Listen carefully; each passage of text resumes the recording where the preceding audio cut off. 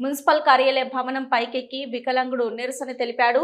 కేంద్ర ప్రభుత్వం ప్రవేశపెట్టిన ప్రధానమంత్రి ఆవాస్ యోజన పథకం ద్వారా మంజూరైన ఇండ్లు ఇంద్రమ్మ పేరు మార్చి కేటాయిస్తున్నారని, పేద ప్రజలకు మరియు వికలాంగులకు మొండి చేయి చూపుతూ కేవలం కాంగ్రెస్ పార్టీ కార్యకర్తలకు ఇండ్లిస్తున్నారని, దానికి ప్రభుత్వ అధికారులు మద్దతు తెలుపుతున్నారని అబాది చెమ్మకుంటకు చెందిన ఓ వికలాంగుడు మున్సిపల్ కార్యాలయం పైకెక్కి నిరసన వ్యక్తం చేశారు.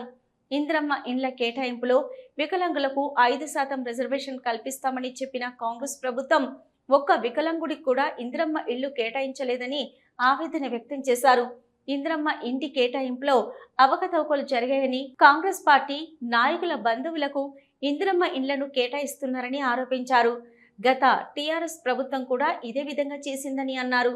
ఆసరా పింఛన్లు తప్ప ఏ ఇతర ప్రభుత్వ పథకాలు వికలాంగులకు అందట్లేవని అన్నారు. అయితే కాంగ్రెస్ ప్రభుత్వం ఇచ్చిన మాట ప్రకారం వికలాంగులకు ఇంద్రమ్మ ఇండ్లను కేటాయించాలని కోరారు. లేకుంటే కలెక్టరేట్ ముందు నిరసన తెలుపుతామని చెప్పారు.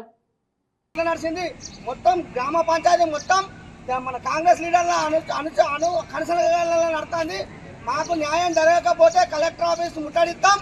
మాలాంటి వికలాంగులకు న్యాయం జరగాలి. మొత్తం లంచాలకు ఎగబడరు. గ్రామ పంచాయతీ మొత్తం లంచాలకు బానిసలు అయిపోయారు. న్యాయం పేదవాడికి న్యాయం అసలే జరుగుతలేదు.